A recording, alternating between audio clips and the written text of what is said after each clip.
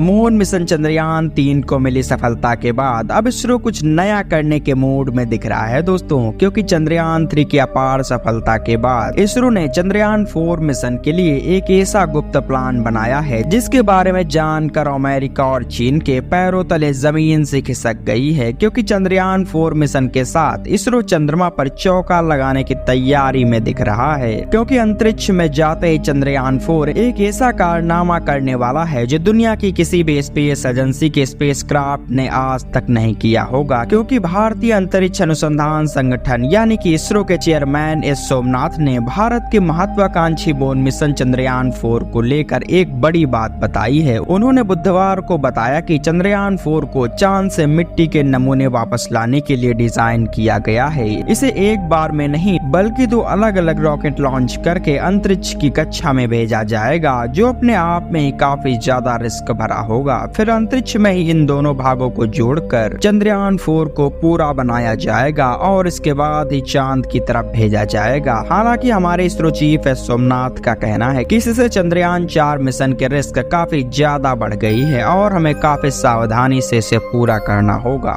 लेकिन चंद्रयान 4 ऐसा भी क्या करने जा रहा है जो दुनिया के किसी भी स्पेस एजेंसी ने सपने में भी नहीं सोचा होगा। क्योंकि चंद्रयान 4 को 2 अलग अलग हिस्सों में इसलिए लॉन्च किया जाएगा क्योंकि यह इतना भारी है कि इसे अभी इसरो के पास मौजूद किसी भी रॉकेट में एक साथ नहीं ले जाया जा सकता है। क्योंकि स्पेस स्टेशन और इसी तरह की दूसरी चीजों को पहले भी अंतरिक्ष में अलग अलग भागों को ही जोड़कर बनाया गया है। लेकिन ऐसा माना जा रहा है कि चंद्रयान 4 दुनिया का पहला ऐसा यान होगा जिसे कई भागों में लॉन्च करके अंतरिक्ष में ही जोड़ा जाएगा। इसके लिए उपयोग में आने वाले रॉकेट का काम चंद्रयान 4 के इन दोनों हिस्सों को पृथ्वी की कक्षा में स्थापित करना होगा। इसके बाद ये दोनों हिस्से चंद्रमा की तरफ अपने सफर पर निकल जाएंगे और चंद्रमा की तरफ जाते हुए रास्ते में ही चंद्रयान 4 के हिस्सों को अंतरिक्ष में जोड़ा जाएगा। यानी एक तरफ यात्रा हो रही होगी और दूसरी तरफ चंद्रयान 4 को एक दूसरे से जोड़ा जा रहा होगा। इस तरह हजारों किलोमीटर प्रति घंटे की रफ्तार से चलते हुए ये दोनों हिस्से एक दूसरे के पास आएंगे और ऑटोमेटिक प्रोसेस से इन दोनों के बीच में ज्वाइंट लग जाएंगे, जिससे दोनों को मिलाकर एक स्पेसक्राफ्ट तैयार हो जाएगा।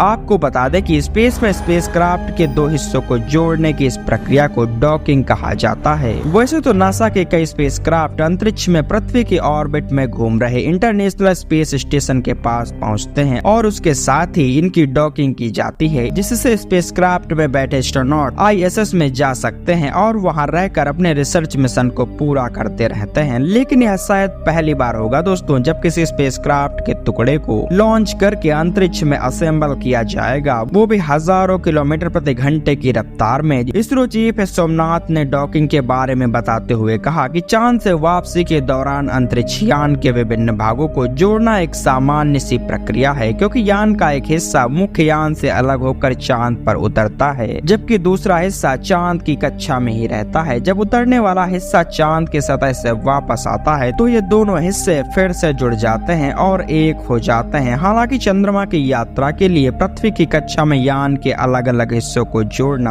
हमारे द्वारा अब तक नहीं किया गया है। इसरो चीफ ने कहा कि हम यह दावा नहीं कर रहे हैं कि हम ऐसा करने वाले पहले लोग हैं, लेकिन हाँ, मुझे अब तक ऐसा करने वाले किसी और के बारे में जानकारी नहीं है, क्योंकि यह कारनामा तो आज तक अमेरिका, चीन और रूस जैसे स्पेस सुपर पावर भी नहीं कर पाए हैं और इसरो इस महत्वाकांक्षी कदम को उठाकर एक नया रिकॉर्ड बनाने वाला है। इस इंटरव्यू में आगे इसरो चीफ एस सोमनाथ ने कहा कि चंद्रयान 4 की डॉकिंग प्रोसेस की प्लानिंग पहले ही हो चुकी है। कौन सा हिस्सा कब लॉन्च होगा, उसे कैसे जोड़ा जाएगा और फिर स्पेसक्राफ्ट किस तरह से चंद्रमा पर उतरेगा, इसको लेकर हर एक तैयारी हो चुकी है। हालांकि यह मिशन काफी चैलेंजिंग होने वाला है और हमें यह सुनिश्चित करने की जरूरत है कि इसमें एक छोटी सी भी गलती न हो, क्योंकि डॉकिंग के वक्त अगर स्पीड या डायरेक्शन में थोड़ी सी भी गड़बड़ी हुई तो चंद्रयान 4 के दोनों हिस्से एक दूसरे से टकरा कर ही तबाह हो जाएंगे। अब आप में से कुछ लोग ये सोच रहे होंगे कि इसरो स्पेसक्राफ्ट की स्पीड को कम करके डॉकिंग की प्रक्रिया को सफलतापूर्वक आसानी से कर सकता है, तो वह ऐसा क्यों नहीं करता। अगर आपके दिमाग में भी ऐसा कुछ चल रहा है दोस्तों, तो आपको बता दें कि किसी भी स्पेसक्राफ्ट के पास इतना ईंधन नहीं होता है कि वो अपने दम पर इंजन चलाते हुए अपनी मंजिल तक पहुंच सके। ऐसे में उसे रास्ते में आने वाले ग्रह और उपग्रह के गुरुत्वाकर्षण का सपोर्ट लेकर ही आगे पुश किया जाता है, जिससे इंजन इंजन ऑन करने की जरूरत ही ना पड़े।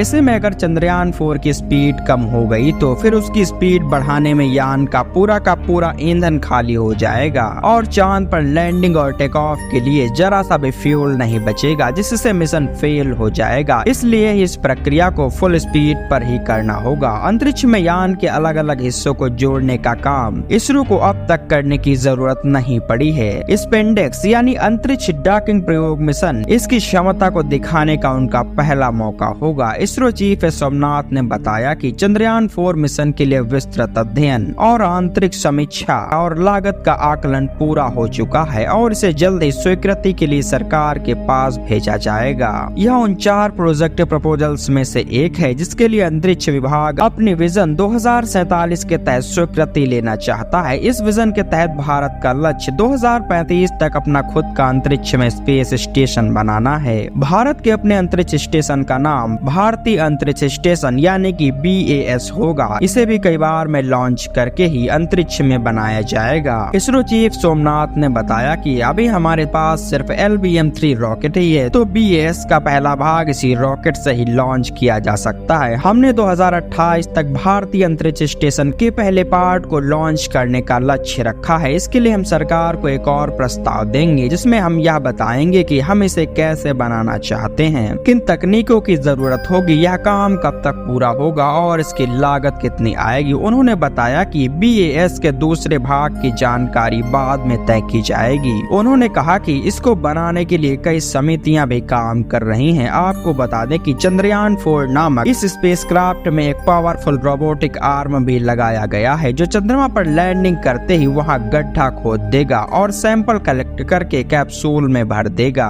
इसके बाद विक्रम लैंडर एक बार फिर से टेक ऑफ करके चंद्रमा की कक्षा में आ जाएगा, जहां प्रपल्सन यूनिट के साथ एक बार फिर से डॉकिंग की प्रक्रिया होगी और इस प्रोसेसिंग के पूरा होते ही चंद्रयान 4 चंद्रमा से पृथ्वी का सफर शुरू करेगा। कुछ दिनों बाद चंद्रयान 4 एक बार फिर से पृथ्वी की कक्षा में एंट्री लेगा, जहां से री एंट्री मॉड्यूल स्पेसक्राफ्ट से अलग हो जाएगा और सैंपल के साथ पृथ्वी पर सुरक्षित लैंडिंग करेगा। हालांकि भारत का चंद्रयान 4 मिशन 2028 के आसपास लॉन्च हो सकता है। इस वक्त चंद्रयान 4 मिशन को लेकर जो खबर आ रही है उसने दुनिया भर के वैज्ञानिकों की रातों की नींद उड़ा दी है। इसरो चीफ सोमनाथ ने बताया कि चंद्रयान 4 का वजन काफी ज्यादा है क्योंकि इसमें हमने कई एडवांस इक्विपमेंट लगाए हैं जो कि एक ही बार में चंद्रमा के सभी रहस्यों से पर्दा उठा देंगे। इसलिए हमारा सबसे पावरफुल रॉकेट भी इसके एक हिस्से को लॉन्च नहीं कर पाएगा। ऐसे में हमें इस स्पेसक्राफ्ट को 2 अलग अलग हिस्सों में ही भेजना होगा। आसान शब्दों में कहे तो इसरो के वैज्ञानिक चंद्रयान 4 मिशन के 2 अलग अलग हिस्सों को तैयार कर रहे हैं जिन्हें एक ही समय में 2 अलग अलग रॉकेट के जरिए पृथ्वी से अंतरिक्ष की तरफ लॉन्च किया जाएगा। हालांकि यह अपने आप में एक बहुत ही पेचीदा प्रक्रिया है, लेकिन यह सारा मिशन जो बेहद ही रोमांचकारी लग रहा है